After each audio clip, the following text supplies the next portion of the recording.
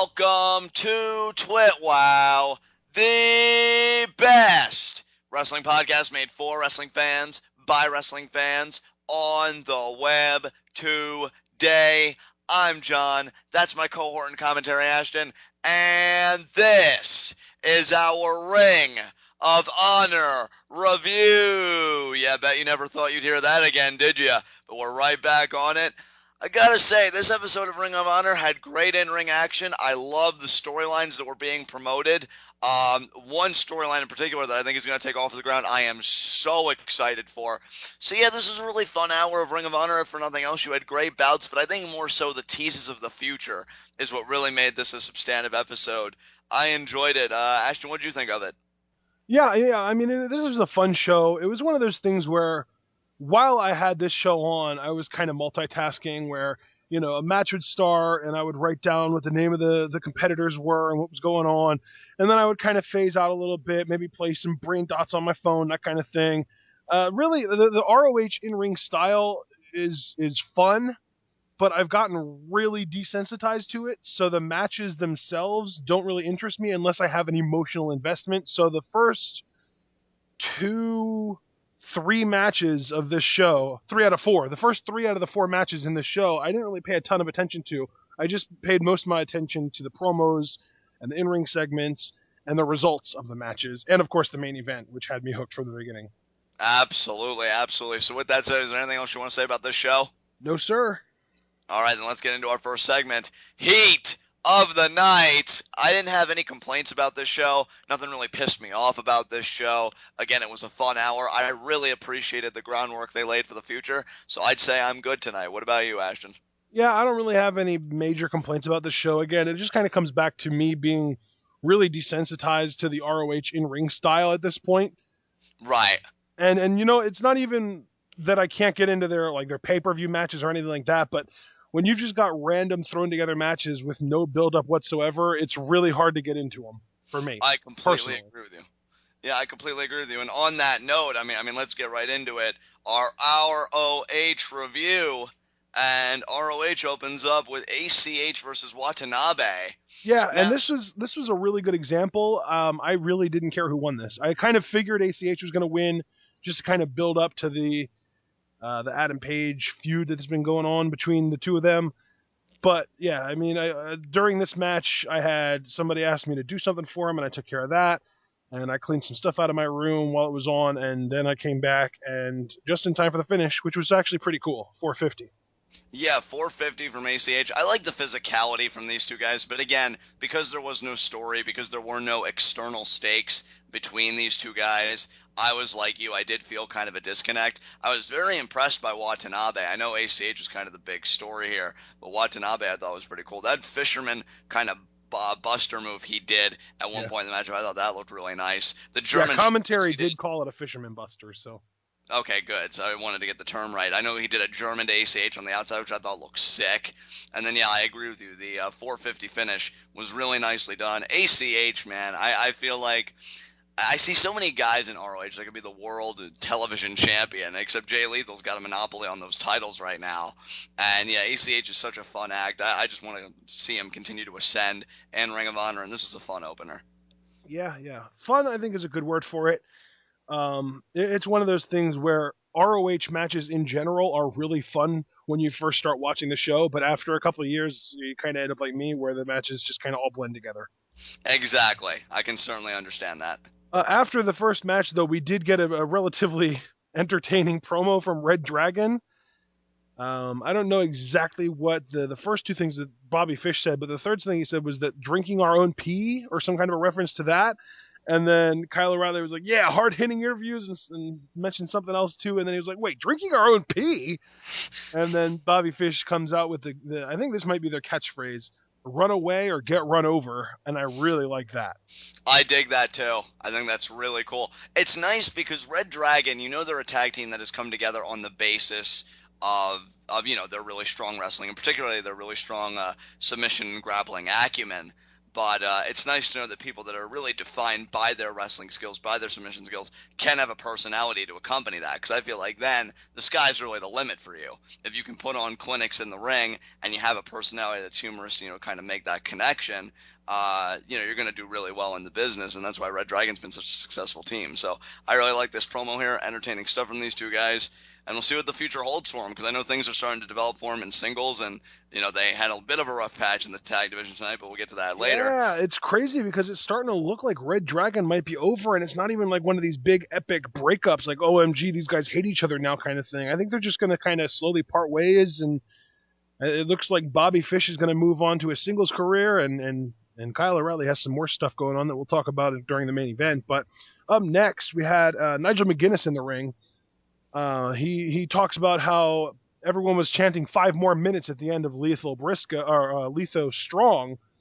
And the problem with the 5 more minutes is that after 60 minutes, these guys were so worn out that the only thing that 5 more minutes could have possibly led to was a serious injury for one of them. So even though he didn't want to give them 5 more minutes then and there, he agrees with the fans and with Roderick Strong, who came to him after the match, and that is that Roddy Strong does deserve a rematch. And I think Roddy Strong said immediate rematch, but it's going to be a little bit longer than that. So Nigel sets up Lethal versus Strong at ROH TV tapings on August 21st in Philadelphia, Pennsylvania. Very interesting. We did live reactions to that match. I believe that took place at Death Before Dishonor. I want to say 13. Is that correct? Yes, that's correct. Yeah, 13. It was a real clinic. I mean, like Ashton said, they went bell to bell, 60 minutes. So I'm glad they're resolving this, because I was very curious how they were going to, close this storyline, because it just seems so open-ended given the draw finish. So I like that Nigel, I love Nigel McGuinness as an authority figure. I think he works very well for ROH television. And yeah, he resolved the issue, and now we can move on with the Jay Lethal title reign. So I really like this. Yeah, and that's not the only thing that he mentioned, though. Whoever wins that match, whoever wins the World Heavyweight Championship in that match, will be taking on Kyle O'Reilly at ROH All-Star Extravaganza, which is taking place in September. I didn't catch the exact date, but I do know it's in September. So Kyle O'Reilly's getting that world title shot that we've been talking about, John. Absolutely. I mean, you especially have been mentioning it for some time. Kyle O'Reilly ascending the singles ranks, getting an opportunity at the ROH World Championship. We'll see if he can make the most of it. It should be a very intriguing matchup. I'm fully anticipating, personally, Jay Lethal versus Kyle O'Reilly for the title. I think that should be quite a barn burner. I mean, that's the beauty, again, of Jay Lethal being the world champion. I think he could work with anybody on the card and tear the house down. I think him and Kyle should have excellent chemistry. Should be very interesting to see how that works. And yeah, I just wish Kyle all the best, because now he's finally doing this in ROH. We know what he can do in PWG, because he was the champion there before. Oddly enough, Roderick Strong came in and reigned on that parade. So Kyle O'Reilly is finally getting his chance to shine in ROH, and I wish him the best. Absolutely, yeah. It's going to be an entertaining match for sure. But that's not all. He also mentions that the other half of ReDragon, Bobby Fish, will also be in singles action that night, getting a TV championship opportunity against whomever may be the television champion at that show, which basically leads us to believe that Jay Lethal will be defending the TV title between now and then. Absolutely. This is the work that he has to put in, because he wasn't willing to forfeit the world television title to Nigel McGuinness, because, McGuinness told him you can't hold both championships, and Jay Lethal's he could have also, if he wanted to, he could have forfeited the world title as well, but he worked so hard to earn it. Absolutely. And Jay Lethal's like, hell, I can't. And he's, hung on to both of those championships with everything he has. So we'll see how much longer it can last. But yeah, ReDragon really gunning for Jay Lethal, and presumably Roderick Strong as well, because we don't know who's going to emerge the victor in those tapings. But, you just got to imagine it will be Lethal. And very interesting time for ReDragon, especially after what happened tonight, which, again, we will get to. So good stuff. All right, well, let's move on. We have our second match of the night next, House of Truth, represented by Jay Diesel and Donovan Dijak, taking on War Machine. And I'm going to just put it out there, War Machine dominated this match for the most part. They dominated this match, and I actually took one of my infamous mental notes, kind of like a play on Ashton's physical notes. And really, the only note I had from this match is, damn, do I love War Machine. Yeah. Dude, you know what? It's such a shame to me, and I'm not trying to take the piss out of ROH's tag division because I do love the tag teams they have, but I really hate the idea that the Addiction are ROH tag team champions when War That's my Machine is thing, just dude. so good. ROH has such a strong tag division except for the champions. It's so weird because I guess by making War Machine the champions, maybe you'd have to make them go heel because obviously they wanted heel representatives. That's why the Addiction are champions. But I just watched If War you Machine. want heel champions, I think the Kingdom, especially after tonight, would be perfect. Yeah, I hope that they're being primed for some kind of title run, but maybe they're even doing bigger things. And Well, again, and the we crazy thing is, the Kingdom were actually very recently New Japan Heavyweight Tag Team Champions. right. They won the titles from, I believe, Goto and Shibata, and then ended up dropping them back to Anderson and Gallows. Right, yeah, who have held it ever since. But I love the Kingdom. I think that'd be great. I mean, I think the world of Mike Bennett, Matt Taven, also very entertaining. So if they were to get in the hunt, get the gold on them, and then War Machine, who I feel like I love their look, I love their dominance. The fans, I think, kind of gravitate towards them because of the physicality and because of the uniqueness of their look. They're just such a great team, and yeah, they dominated. And they ended up getting the win after their double team finisher on Diesel, for the 3 count. And yeah, they mowed him down. I actually thought House of Truth might have gotten the victory because I saw Jay Lethal on commentary and whatnot and doing all that. We got an image, Jay Lethal versus Hanson. I'm guessing that's taking place next week at next week's taping, or what's going on there?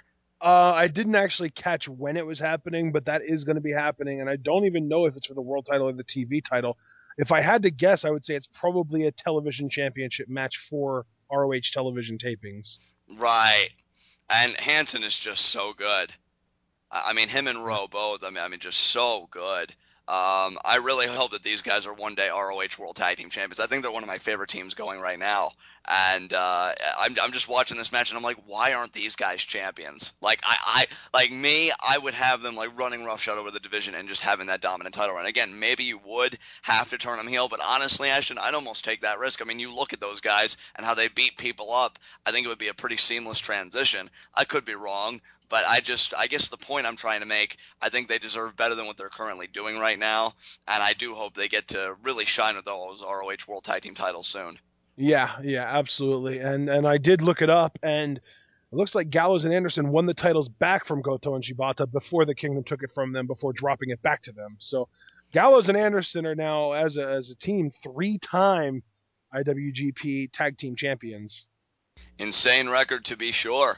So yeah, I mean, War Machine gets the win. Also, I wanted to make a mention. One of my favorite spots in this thing, I believe it was Rowe stacked Diesel and Donovan Dijak on top of each other in the corner, and he just did the clubbing blows. Like I love the displays of power from War Machine. Yeah. So freaking good. So yeah, fun matchup. And now, John, I'm not sure if you caught this or not, but after the match was over, well, first of all, Jay Lethal was on commentary, which is just an absolute pleasure because he's amazing. But after the match, my favorite moment, probably on this entire show before the main event happened, Jay Lethal just talking so much trash to Hanson. Like he got so passionate about it. He went borderline into like his Ric Flair voice, man. It was so good. Jay Lethal strikes me as the kind of guy because he busted his ass for his first world title. Like he is going to show everybody, he is going to validate their investment. I've liked Jay Lethal for several years. I tell everybody all the time when we do the ROH reviews, I wouldn't classify myself as a full blown Jay Lethal mark, but I love his story. I love the fact that I got to watch his rise, specifically in TNA. And then when you and I started watching ROH together, I would see him work as a heel as world television champion. I think he's going to go to distance as their world champion, and I love it. I love how he carries himself as a heel. I knew I would love it, when he confronted Nigel McGuinness a few weeks back, one of our earliest ROH reviews, and he said, "No, I'm not giving up these belts. Screw you. I earn these. I'm going to defend them," because it just seemed like a new kind of heel. He didn't protest it. He wasn't like, "Oh, Nigel, this isn't fair." No, he dug his heels in the dirt and he said, "I'm going to do it." And then I didn't hear the trash talk to Hanson for the record, but the idea that he motivated and got so passionate about it, I think that's great for Hanson, because when you get that passionate about a guy that's really not that high up on the card, it shows you how seriously Jay Lethal takes every challenge, and that's how a heel should be. Yeah. Put your guy over. And to me, when Jay Lethal's getting excited like that, even though he doesn't explicitly say it, I take it to mean that he does acknowledge Hansen on some level as a threat. Because you don't get that worked up by somebody if you really think they're nothing. Just doesn't make any sense to me. So I really like that. Jay Lethal's amazing, man. Yeah, the trash talking that he was doing here was absolutely incredible. Like, he was screaming his lungs out at Hansen, talking about, "You're gonna choke! You're gonna choke! No, you're gonna choke!" It was just, oh man, like, I would watch the show again, but I would fast forward to that part and just start there, because everything that happened after that was pretty decent. See, like that's what I'm talking about. If Jay Lethal was saying over and over again, "You're gonna choke, you're gonna choke, you're gonna choke," I mean, is he saying somewhere inside maybe that Hansen won't choke, and that if Hansen doesn't choke, maybe he does have that potential to beat Jay Lethal? I love this. Yeah. Oh, dude, ladies and gentlemen, let me introduce you to TwitWoW, where we psychoanalyze wrestlers. Yeah, see, there you go. I think Jay Lethal is kind of projecting a little bit on Hansen because either A, Hansen doesn't choke, and you've seen how the guy works in the ring, and Jay Lethal knows that, and he knows, oh my God, if this kid doesn't slip up, if he doesn't choke on the big stage, he can beat me. Or maybe Jay Lethal looks at Hansen, and again, in typical, I wouldn't even classify Jay Lethal as a cowardly heel, or maybe he's taking a different approach on it. Maybe he fears he's going to choke. There's a lot of pressure being a dual champion. And I think we're really seeing that pressure unfold with Jay Lethal. He's carrying around these two titles. He's got a litany of defenses, and when he's screaming, "You're gonna choke, you're gonna choke," what is he really trying to say carrying both those belts? Maybe he's trying to warn himself, you're not gonna choke. You can do this, Jay. You can do this. And just really interesting stuff going on here. I love your view on that. That's so brilliant, John. I appreciate that, man. All right, up next, third match of the night. Adam Page squashes, I don't even know who. I don't think they even gave his name. If they did, I didn't catch it. It was a jobber. Post match, BJ Whitmer kind of cuts a little promo, basically talking about how happy he is that Page is showing this new aggressiveness and that he thinks Page is ready. Page then calls out Jay Briscoe, but we find out via commentary that Jay Briscoe isn't even in the building. So this is, and then apparently BJ Whitmer knew that as well. So he's basically trying to just kind of get everyone hyped up for no reason whatsoever, just kind of pull the rug out from underneath them. Really, this entire post-match segment was just trying to get heat on the decade. And I like that, but what I liked even more were the implications of it. And I was even telling you this before we started recording. Oh yeah, If they are really going to pull the trigger, which I mean you'd have to imagine they're going to, on a Jay Briscoe, Adam Page program, I am all in on that because I have been saying lately in ROH reviews and in ROH live reactions, when we're able to do those, I think the world of Adam Page. I love the look. I love the ability in ring. I love that he was a heel, a different take on that kind of like abused underling kind of story. And the idea that he is cutting or calling out so much above his rank.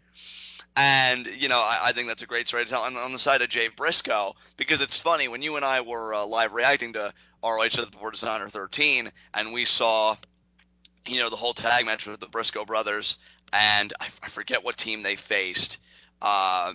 We were just like, are you kind of tired of Jay Briscoe? I'm like, yeah, you're like, yeah. But seeing him in programs like this that don't involve the world title or yeah. don't involve embarrassing other tag divisions, like I can sink my teeth into this. And here's the thing too, I think they're doing it at the right time because if Jay Briscoe still had his streak and it was Adam Page just merely wanted to prove himself, I'm like, no, this is going to be embarrassing. But honestly, they've created that little opening now that Jay Briscoe has been beaten by Jay Lethal that, well, maybe, hey, he lost once. Maybe now he can lose again. And maybe now this is a more vulnerable Jay Briscoe. So I love that they're doing this story now when it actually creates that suspension of disbelief. And I can actually invest maybe, just maybe, that Adam Page can win this thing. Yeah, I mean, even if it's just kind of like heel tactics that he uses to win. Absolutely, because they're going to want to protect Jay Briscoe. To me, Yeah. Jay Briscoe is kind of like their legitimizer. If he wasn't, they wouldn't have had him go on such a dominant tear for over 2 years. I think ROH is going to approach this three ways. Either A, Jay Briscoe just flat out wins. It's embarrassing for Adam Page because, commentary really makes him. He's calling out of his pecking order. B, Jay Briscoe, still wins, but Adam Page really hung in there with him, and it was just like a one move difference kind of thing. It was like the J Driller versus the Rite of Passage. Whoever hit theirs first was going to come out victorious. Or three, and something I would mark out for, if Adam Page does get the victory over Jay Briscoe, and then the Decade, oh my, you never hear them shut up about it. You never hear them shut up about it. So I am really looking forward to this matchup. I think Adam Page, I'd love to see him in a title picture again. That's the only kind of negative about Jay Lethal kind of having a monopoly on everything, is that there are so many great face and heel talents, particularly in the World Television title division. Well, Which and I would I mean, just that's the thing too, is that you say that, but look at who he's facing over the course of the next month: Kyle O'Reilly, Bobby Fish, and again Roderick Strong plus Hanson.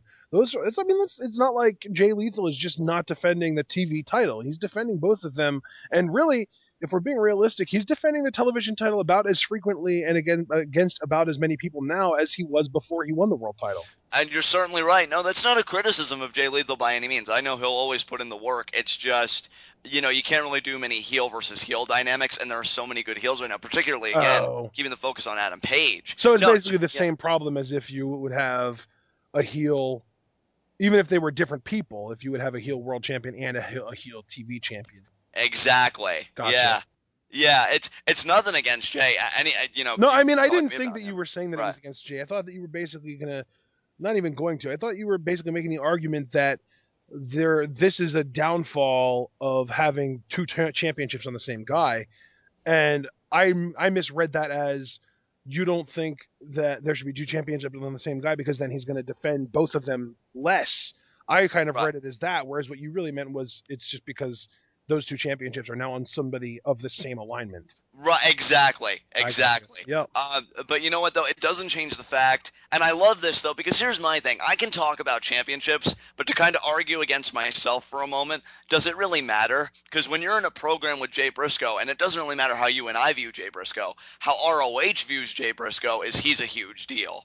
So to put him in the ring with Adam Page tells me that they look at Adam Page as a definitive future prospect. Like we were going to groom him for something. So when they called him out, I'm like, oh my God, finally we're really doing something with Adam Page. I mean, make no mistake, I love the program with ACH, but I think Adam Page has been ready for primetime for a while now. So to see him get this kind of rub, I'm so freaking stoked, dude.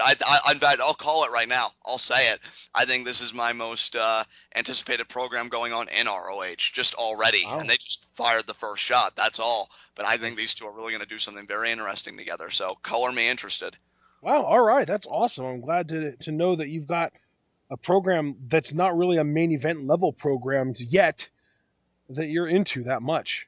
Absolutely. Because to me, the stuff that I'm really into is all the tag team stuff that's going on. And really, as long as the Addiction is on top, my interest in the tag division is more in who can dethrone them than anything. I know, right? Yeah, I'm the same way as you. I mean, tag division's hot right now. Make no mistake. I mean, I'm really liking how they're firing on all cylinders, all their divisions. But, man, I was not expecting that Adam Page, Jay Briscoe call-out. Really, B.J. Whitmer did it, but that's not the point. Really looking Well, no, I mean, B.J. Whitmer just told Adam Page to do it. It's not like B.J. Whitmer did the speaking. Adam Page still called out Jay Briscoe. That is true. I mean, B.J. Whitmer, I think, just kind of psyched him up for it and just kind of, let him do his thing afterwards. But B.J. Whitmer gave him the confidence necessary to do it for himself. Absolutely. Yeah, I'm not even going to touch that because that's the best way to say it. But we know that B.J. Whitmer's night wasn't even over there because then he goes over to Steve Corino and I guess Steve Corino got physical with B.J. Whitmer, which is why B.J. Whitmer's on the crutches. And he said, there is a no tolerance policy for physicality, I guess, between non-wrestlers. And then he's like, do your damn job, Nigel, because Nigel McGuinness comes out, tries to calm down the situation. And I guess Steve Corino got, ejected or sent home. So, they're still playing up their tensions. I'm wondering what the payoff to that is going to be, especially because the Decade has Colby Corino as the young boy. You got to imagine there's going to be an end game somewhere. I just don't know what it is. Yeah. Well, I'm going to say that that's about all that we can say about the whole B.J. Whitmer, Steve Corino, Adam Page, Jay Briscoe thing. So are you ready to move on? Absolutely. Our main event. Yes, the Kingdom versus ReDragon. I loved, not only the match was enjoyable, Adam Cole on commentary. He makes every show better. Well, see, first of all, you're absolutely correct. I know what else is new. But second of all, I would almost make the argument to everybody listening that Adam Cole on commentary was the real main event here. No disrespect to the two tag teams, but Adam Cole. So, that's my argument pretty much for that. But in all seriousness, these two teams tore it up. And I got to be honest, I really should have seen it coming because Adam Cole on commentary really did. I don't want to say foreshadowing, but I guess, yeah, you could say that because he does say like how close he is to Kyle O'Reilly and how he has that friendship and how he does want to reconcile things with, the Kingdom. But he doesn't feel like it's on his end. He feels like they need to come to him. He says that they haven't been returning his calls, his texts, his emails. I would never ignore your emails, Adam. Just putting that out there. And, just saying, like, I don't know how much more of an effort I need to make. And all the while, these two teams are just tearing it up. I love how ReDragon goes to work. The kicks, the submissions, everything. The Kingdom, though, is so much fun. I know one sequence they got. I feel like Taven did like a triangle, like springboard kind of drop kick, and then Mike Bennett did the spear on the apron. So I love that combo. The Kingdom works so well together, and I love that they've got this tension with Adam Cole because they're the definitive heels here. So great back and forth there. But then, of course, the moment that I think changed everything, because Adam Cole was just talking about, well, they should be including me in meetings. And apparently Maria said that she's going to look outside the Kingdom for a new world title contender, which, how dare you, hush your mouth. Adam Cole will be world champion again. He pretty much said the same thing, only more nicely than I did. And Well, then Kyle. everything that comes out of Adam Cole's mouth is nicer than everything that comes out of anyone else's mouth. So He's so much better than the rest of us. I don't even know if I can wake up knowing I'm that inferior compared to Adam Cole. It's hard. It's hard. But big story here, though, Ashton, was that the assisted pile driver, which, by the way, do they have a name for that? Because I'd like to call Hail it Mary. Hail Mary. Okay, thank you very much. Hail Mary to Kyle O'Reilly on the outside by And the Kingdom. and I don't know if you heard this or not. Just to kind of build up on what you're about to say, Kyle O'Reilly and Adam Cole have a recent victory over. I think it was actually a non-title victory over the Addiction Oh, wow. as a tag team.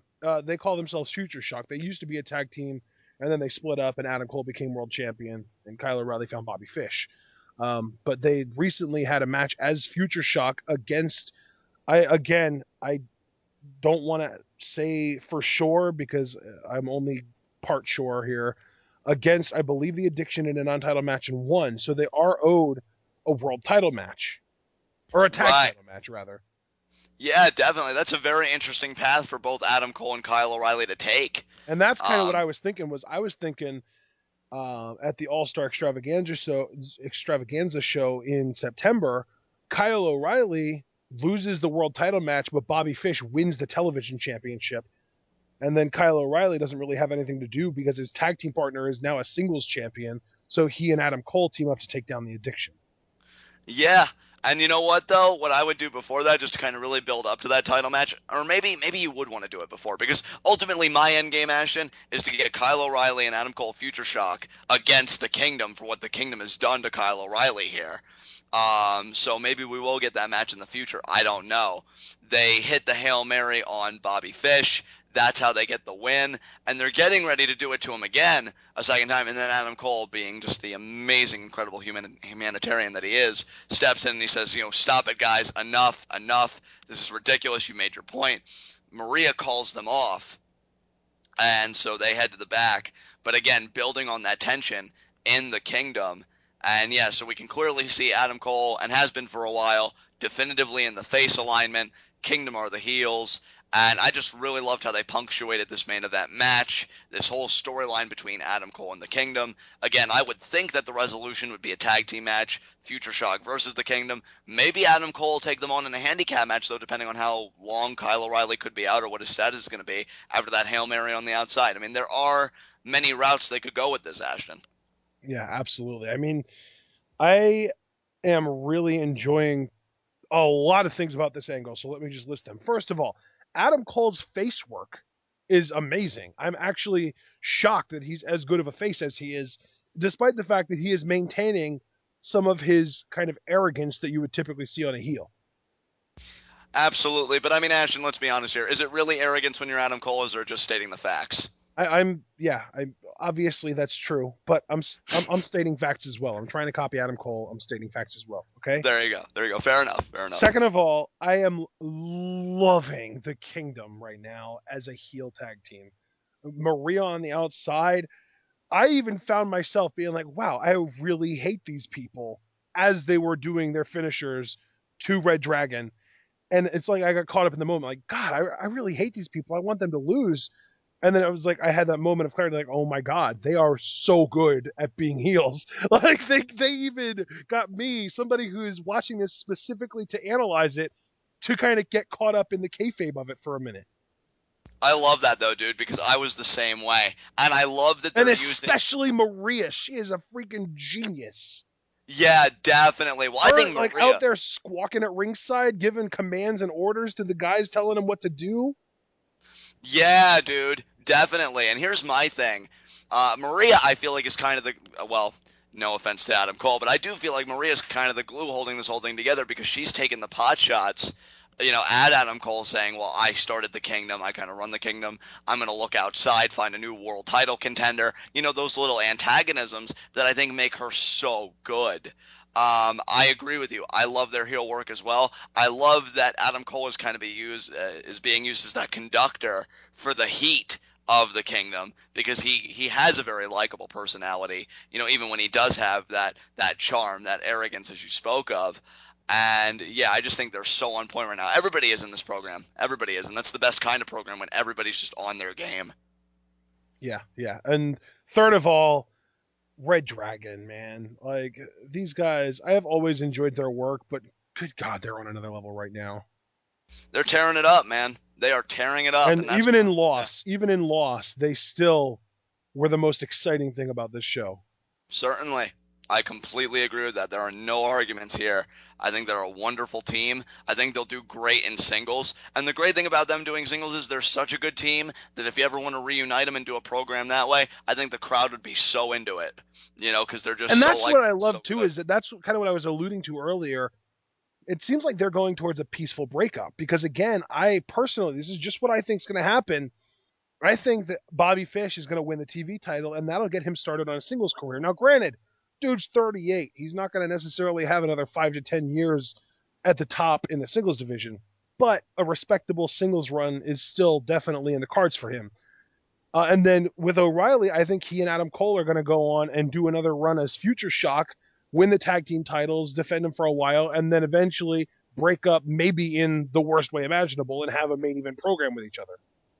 Right, right. I think there is so much potential here with ReDragon pursuing singles careers that it's going to be very interesting. I mean, they may go your route. They may have Kyle O'Reilly, lose his world title opportunity, but they may have Bobby Fish strike gold. Because another thing we have to really acknowledge too, that's kind of a separate but connected issue, how long do they expect to have Jay Lethal hold on to both championships? Because in the history of dual champions, the dual reign, as I'll call it, I've never really seen it historically last very long for whoever the wielders were. Maybe they would hold on to one title for a very long time, but the second title, whichever one that was held on for a relatively shorter period of time. So I don't know how much gas Jay Lethal has in the tank as a dual champion. As a world champion singular, I think he could go to distance. As a dual champion, that's another matter entirely. So it may be a Yeah, I nice mean, I time. would definitely say that his time as television champion has run up. Absolutely. And Bobby Fish might be the one to just pluck that championship off of Jay Lethal and kind of move forward, which again would create that interesting dynamic, that interesting tension. Within ReDragon, they do the amicable split. They do whatever, and then they may come back again and do a program. So a lot of interesting possibilities here. And right now, the Kingdom is at the epicenter of it because they still need to resolve their beef with Adam Cole. And obviously, we as viewers know a peaceful reconciliation isn't going to happen. I'm just wondering, though, is Adam Cole going to find a partner? Is he going to try and take him on in a handicap match? Maybe one of them will just step up and it'll be a one-on-one match. I could get behind Mike Bennett versus Adam Cole matchup. Certainly. I just don't Yeah, know what they're going to do, but I'm looking forward to it. absolutely. Yeah, I think this whole kind of scenario between ReDragon, Adam Cole, and the Kingdom, all five of these players are interesting in some way or another. And I would even toss Maria in there because she's got some interesting stuff to add to it as well. So make it six. Certainly. Yeah, I think Maria has been so on point, to your point, because you were the one saying that, you've really been loving her heel work and how conniving she is and how they've, the entirety of the kingdom sucked you into thinking, man, these people are the worst. Yeah. And who wouldn't be the worst when you're neglecting Adam Cole? They didn't answer his emails, Ashton. I don't understand. I don't understand either, John. I don't even know what to do about this. They're acting out, and I can't even handle it right now. I can't even handle it either. I mean, just saying that sentence makes me feel dirty inside. I don't even know what to do. But yeah, they have You been are so dirty great. inside, John. I know. You're not Adam Cole. I know. I know. I'm just some guy. I mean, when you compare it to Adam Cole, everybody is just some guy. Or some But gal. yeah, yeah, some guy, some gal. We are equal opportunity, not Adam Cole shamers. I know. You're all awful. If you're not Adam Cole, you're all probably awful. I mean, I love you because I too am awful, but it's bad time. It's bad time.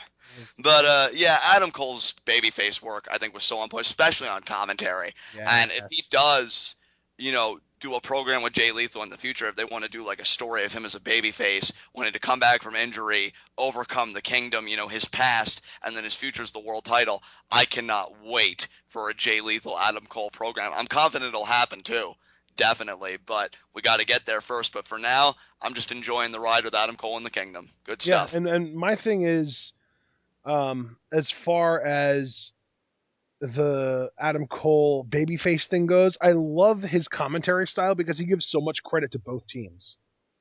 Yeah, Like, I I don't mean, know if you caught this or not, but like, I think it was Bobby Fish and Mike Bennett were just kind of doing that whole thing that you like to call exchanging soup bombs, where they just punch each other in the face or forearms exchange or that kind of thing. And right. I think it was Kevin Kelly asked Adam Cole, "Who do you think is going to get the better of this exchange?" And Adam Cole says, "Well, I'll tell you what, man, Bobby Fish is one of the best strikers in the business, but I think that Michael Bennett has really underrated toughness. So it's really up in the air. It could go either way." I love that. How does it feel to know that Adam Cole could probably do every job in ROH better than the people currently in those positions? Hey, man, if that gets us one step closer to an Adam Cole clone, I'm all for it. Well, I mean, and maybe that clone will go golfing with us, but, this isn't about me or us. It's Us about Adam and Cole. Johnny Mundo. I know, I know. Why didn't you answer? Um, but yeah, man, I agree with everything you're saying, man. This was so good. ROH, I'll tell you what, you may be desensitized to the, in-ring action. I'm certainly there with you because you know how I feel about the in-ring action at times. But the stories they're developing, very engaging right now. So I got to give ROH big ups for that. Between Adam Page and Jay Briscoe, and now this whole thing with Adam Cole and the Kingdom, especially, and again, the tag team division as well, who's going to step up and beat the Addiction, and ReDragon split. There's a lot going on in ROH right now. And of course, the biggest thing, Jay Lethal is dual champion. So from a story perspective and the stories being told and that are capable of being told, I think ROH is in a very good place right now. Yeah, absolutely. I think that they, it's weird to talk about ROH as far as what place they have in the wrestling world because at times, and I shouldn't even say at times, I should say just in general, I feel like they are perfectly happy with where they are and they have no interest in trying to become a bigger deal. And I would certainly understand that. Well, I You know, I, don't. I don't understand that. If you're not in this business to be the best, why even bother? I don't know the internal structure of ROH. I don't know the balance sheets or the logistics or anything like that. Maybe they're waiting for something. And didn't they just get moved off of Destination America recently, or From didn't they what I get? understand, yeah, they did. So you I know they see, got bumped to 11 o'clock, but I don't know if they got bumped all the way. I don't know if they got bumped all the way. I know TNA was happy about it, but I don't know how much longer. I mean, they don't seem to be in great, waters either. But I think ROH may be waiting for something bigger, and then they'll strike. I would love to see ROH programming on a network like Spike or something like that. I think they would probably fit See, and that mold. I would kill for Lucha Underground on Spike. Yeah, see, Lucha Underground, that's the show that would fit Spike's MO. And that's my thing Yeah. too. Is like I even feel like El Rey is like a Spanish version of Spike. Or really, Yeah. really, it's the Spanish version of everything that Spike TV should be. Yeah, absolutely. Absolutely. But ROH, they got to find a new home. And then I think then they could really build. I mean, this whole Destination America thing was pretty big for them. But considering that the floor's already bottomed out, It's hard for a company like ROH when you've got the roster and you've clearly got the storytelling capabilities given this review and how enthusiastic we were about it, but you just don't really have the platform. You've always got to be thinking in the immediate present. How am I going to pay my talents? What network are we going to be on? If they were able to really ground themselves and get that security, then you could focus on really being a competitor.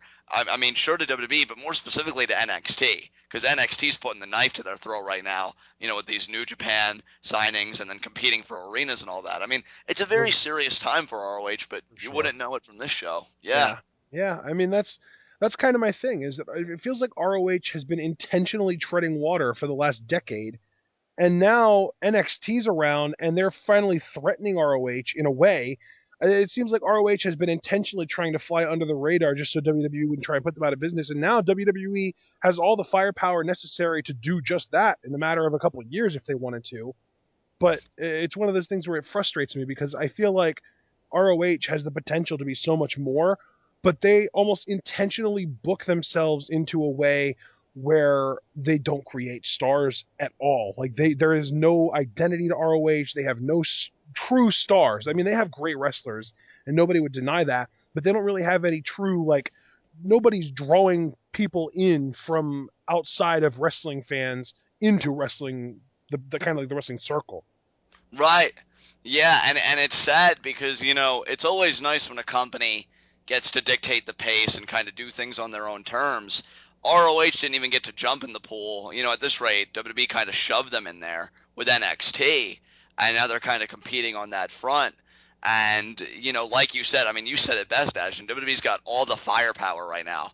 ROH has been around for 10 years, and I feel like they don't have nearly as much firepower in all that time to even combat NXT. I'm not talking the whole WWE enterprise, I but mean, just say what you will NXT. about how awful TNA is, but at least they've tried to, if not create, at least buy stars. They brought in Kurt Angle, they brought in RVD and Jeff Hardy. Like they're trying to get some kind of drawing power. ROH is perfectly content with everybody just being a face in the crowd. And see what's so critical for ROH, and how can I say this so that it makes sense? I know I say some things sometimes where I mean it to be one way, but it doesn't make any sense. They're a wrestling promotion, but with how WWE has kind of pillaged their roster and things like that, they've kind of painted ROH as more of a talent farm for them. Yeah, ROH has almost become a feeder system for NXT, which in turn is a feeder system for WWE. Like, honestly, Ashton, if I was a complete ignoramus to pro wrestling, if you were showing me ROH for the first time, but then you showed me WWE, and I saw guys that were in ROH, on WWE, on NXT, I would think that ROH was like an associate or a byproduct or whatever word you want to use of the WWE. Yeah. An affiliate, I think, is the word I was looking for, is an Yeah, it's like affiliate of the ROH. WWE. It's funny because it's like ROH brings him in, teaches him how to wrestle a certain style that appeals to hardcore wrestling fans, and sort of gives them an identity. But then NXT brings them in and teaches them how to act, how to play to a camera, how to wrestle the WWE style, how to be a character, and then they kind of help them define themselves. And then they get up to the main roster and they learn how to work in front of huge crowds to millions of people in a camera and things that'll be appealing to the mainstream audiences. And it's kind of like a step-by-step process that never really was intended to happen. I mean, the NXT to WWE thing was, but I don't think ROH ever intended to start teaching people how to wrestle that would eventually end up in WWE because of it. I just have to imagine. Now, I don't think there are, to be fair. I'm sure it's just more comical at the end of the day, but I just have to imagine if there are any fans out there that watch ROH and just think to themselves, man, I can't wait for that guy to be promoted to NXT. You Yeah. know? Like, it's just crazy to think about. I'm But yeah, I still mean, waiting, man. I'm still waiting for ACH. I'm still waiting for Brock Vaughn. Yeah, Oh, you know what? The only reason I didn't say that name is because we both know it's inevitable. I know. I know we're so good like that. But this is a solid episode. I enjoyed it. You enjoyed it, especially the main event segment. I know you were really enthused about that. Is there anything else you want to say about this? No, sir. All right, let's move on to our next segment: high spots and low shots. You know what? I'm gonna say that my low shots. I'm gonna say it's Watanabe. lost his match tonight. It was a match that really meant nothing, but I mean that's kind of the thing. If you get a win, maybe you yourself can make it mean something. But ACH got the victory, so his momentum, his credibility rolls on. And while Watanabe was certainly game, it just wasn't good enough to get the win. And it would have been a big win too, considering ACH just came off a program with Adam Page. So yeah, Watanabe is my low shot. Okay, I dig that. My low shot is going to be the House of Truth. Donovan, Dijak, and Jay Diesel. Say what you will about these guys. At the end of the day, they got destroyed by War Machine. They got murdered by War Machine. They did. I almost feel like what happened in that ring should almost constitute as a crime. Yep. So I really appreciate your low shot, and it actually feeds in nicely to my high spot. My high spot is going to be Hanson, because here's the thing: you win your tag match, you've got a world television title matchup. But here's the big thing of why I'm really giving him the high spot, because those two things are freaking sweet. But when you have Jay Lethal on a headset lambast you with such vigor and such passion, the number one rule is never let him see you sweat.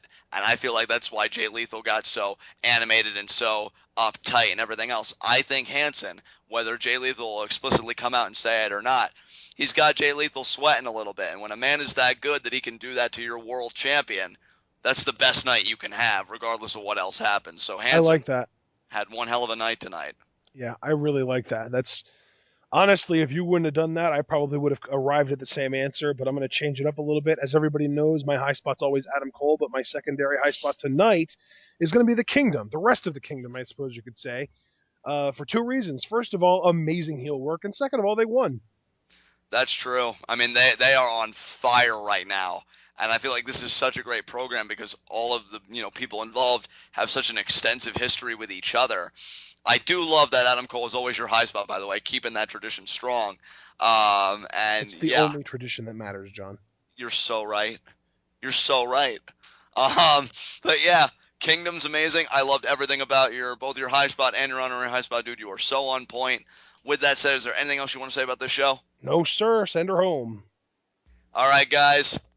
This has been ROH. This has been TWitWoW, the best wrestling podcast made for wrestling fans, by wrestling fans, on the web today. I'm John. That's my cohort and commentary, Ashton. Guys, be sure to comment and subscribe on YouTube. I just want to thank all the new subscribers that came. We got a nice influx, I'm assuming, because of Ultima Lucha live reactions. Still check those out, by the way. Those were great. You guys are amazing. I'm going to go ahead and say it, John. Ultima Lucha live reactions are my personal favorite live reactions that we have ever done together. I can't tell you how good it felt to freak out over a huge Mundo win. I needed that so bad. And that's another thing too. I feel like we didn't even try and do this, but we balanced each other out perfectly because you started high and kind of lowered down as the show went on, and I started low, and by Puma Muertes, I was losing my mind. I loved it, dude. I loved it. So thank you guys for making that such a hit. All the new subs, but hey, I want to get acquainted with you. There's always a face behind the number. So let's get a conversation going. What did you think of ROH tonight? What did you think of the Kingdom's heel tactics? Would you answer Adam Cole's emails? I'm assuming the answer to that is yes. I don't even know why I'm posing that as a question. Silly me. But if you would answer no to that question, you might as well just unsubscribe now because we are not your kind of people. I would be devastated. I might actually have to find you and get you help. I don't know. I don't know how involved I would become. How do you feel about Adam Page and Jay Briscoe? All the programs in ROH, the ReDragon split up, or, Ashton's idea. Any big-time ReDragon fans, I would love to know your thoughts on that. Feel free to take the conversation over to Pletov, an amazing pro wrestling group on Facebook. I know there are ROH fans there. There are discussion threads there. But I get it. If you're a minimalist, maybe if you're shy and you're just like, no, John and Ashton, I love you guys. I want to keep it to you guys. Well, first of all, much appreciated. Second of all, Ashton's got you covered. He has made a TwitWoW subreddit. There you can see all of our TwitWoW content. Ashton updates it regularly with every new upload we have. And you also have the power with the TwitWoW subreddit to create your own thread on any topic, pro wrestling related, myself or Ashton will be glad, to look it over and engage with you on that topic. We love a discourse. I mean, I haven't said it in a while, but my phrase goes, talk to us, talk to us, talk to us. I don't want this to just be you view and maybe nod your head a little bit. I want to know about you guys. I love hearing from you guys so much, and we have such a great base. You guys are amazing, and we will see you again for G1 Climax Day 14. And man, this tournament has just been absolutely insane. It's set to get even crazier. We'll see you guys then. Until then, tune in and peace out.